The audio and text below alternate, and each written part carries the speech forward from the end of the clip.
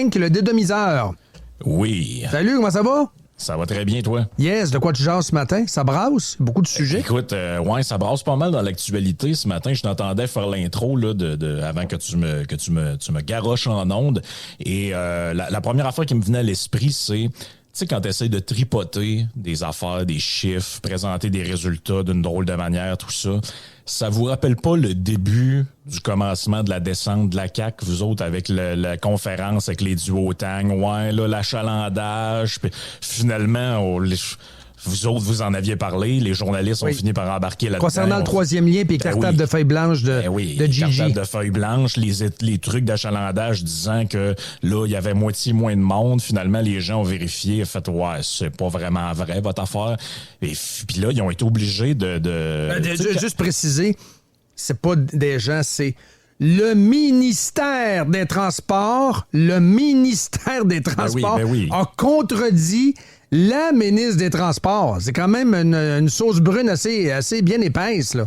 Non, c'était une bonne sauce brune avec il y avait des motons dans la sauce. Le lendemain.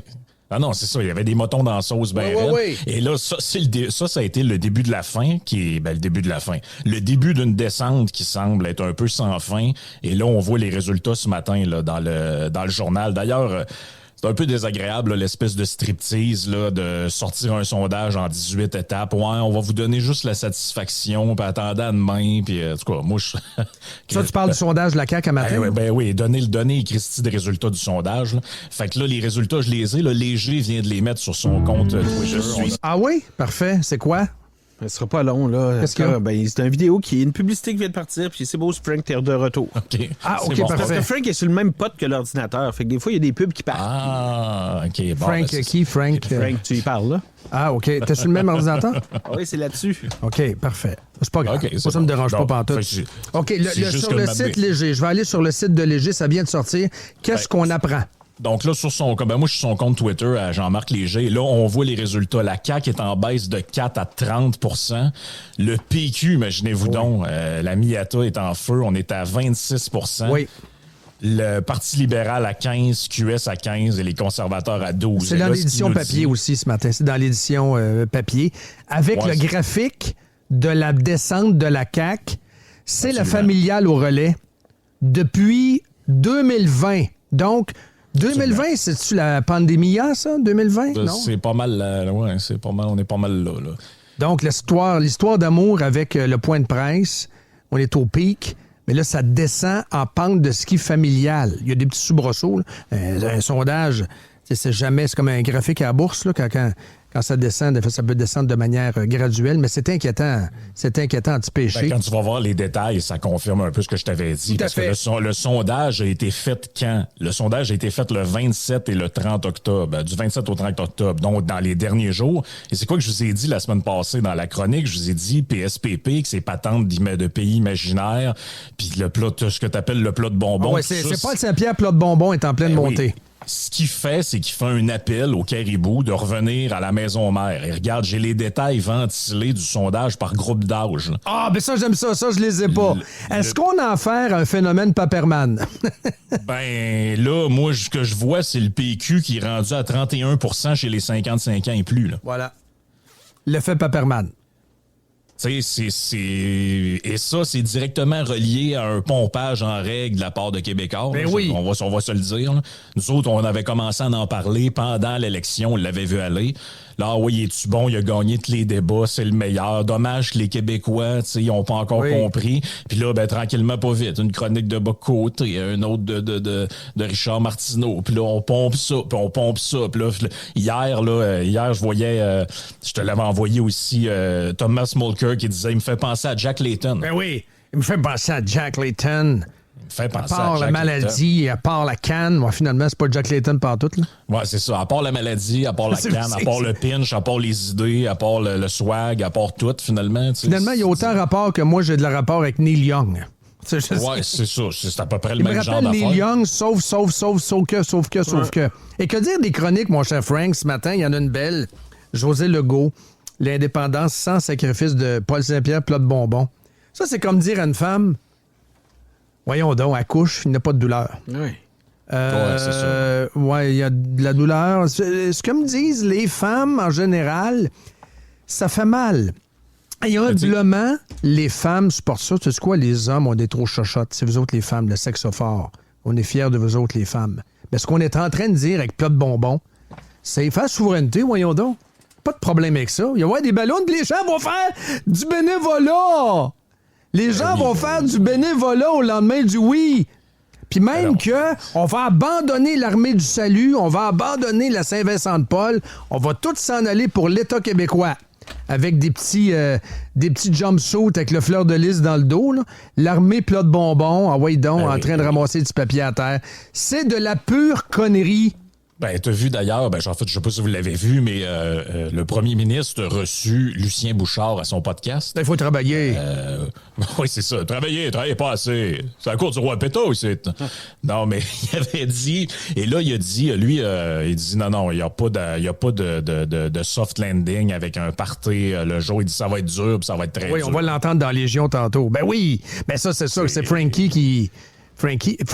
Frankie Legault va être dépeint, c'est parce que là, on voit les deux parties. Les autres ont aussi couru, là. François Legault va devenir une espèce de Jean Chrétien bleu. Non, c'est ridicule. Mais c'est ça l'histoire, parce que la campagne électorale va être Legault qui va dire si vous votez, PQ, c'est un référendum. Lui, il peut pas le nier, il le répète à tout bout de champ à plat de bonbons. Fait que plat de bonbons lui dit c'est le temps de se débarrasser du joug fédéral, puis voir une diabolisation de Poilievre, parce qu'il va être rendu là à ce moment-là. Mais ça va être ni plus ni moins qu'un maquillage permanent. Quand vous allez regarder François Legault, il va être maquillé comme des rockstars. Il y en a qui ont des maquillages permanents autour des yeux. Là. Mais regardez de plus près. Non, c'est François Legault, c'est pas Jean Chrétien déguisé en bleu. Là. Oui, puis la stratégie du Parti québécois, du Parti québécois, excuse, la langue m'a fourché.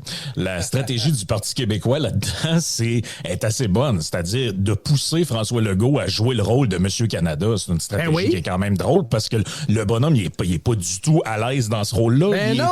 Il a été dans l'autre gang. Fait que c'est sûr que lui, quand il va être obligé de faire la campagne électorale en disant, là, il va avoir le référendum, on va perdre les roches. Très mauvais remake. C'est quoi le film avec le pire remake, les boys vêtent de même, Frank, Dom et Dan? Le pire remake d'un classique. Le classique, c'est Trudeau-Lévesque. Je l'ai vu en fin de semaine. Oui. J'ai regardé le remake de Carrie en fin de semaine. Oh, pire. Le pire de tous les temps. J'ai arrêté après 45 minutes. OK.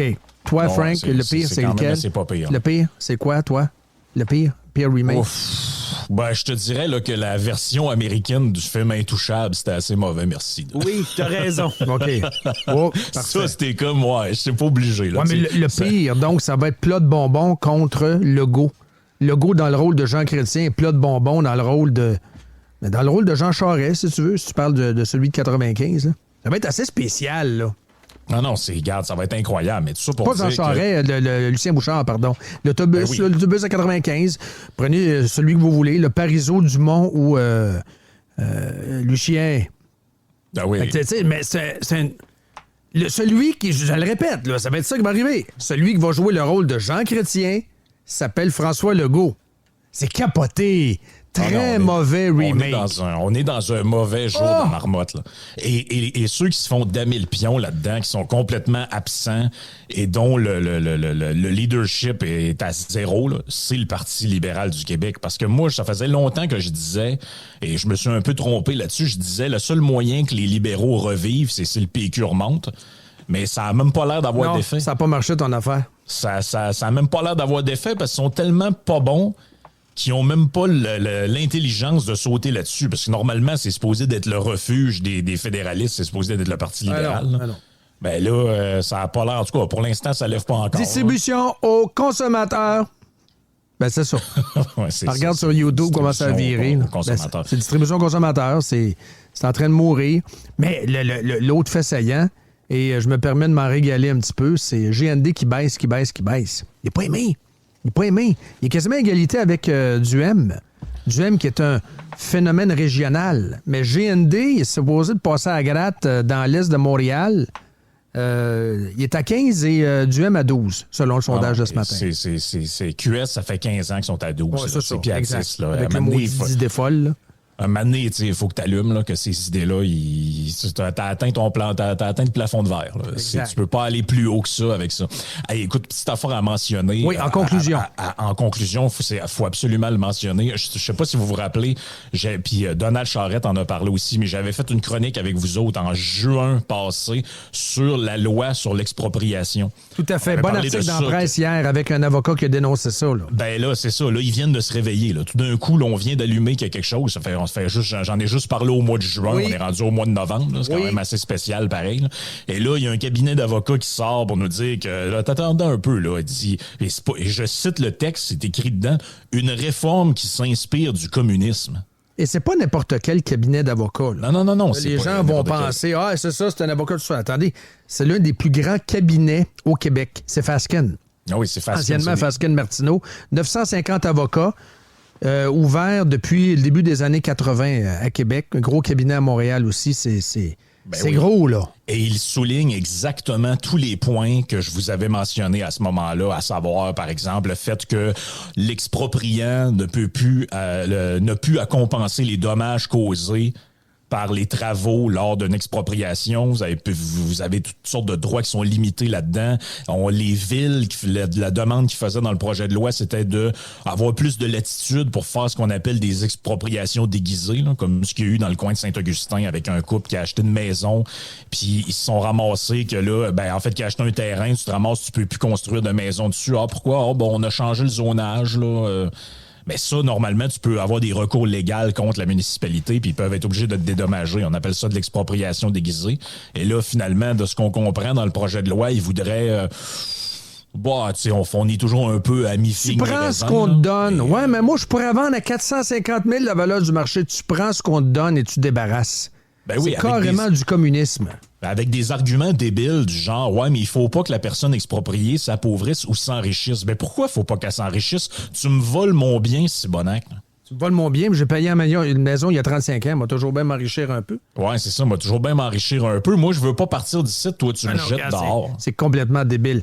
À temps perdu, en terminant, si vous voulez fantasmer sur parmi les plus beaux bureaux à Québec, faites Fasken Québec. Allez voir les bureaux de Fasken. C'est écœurant.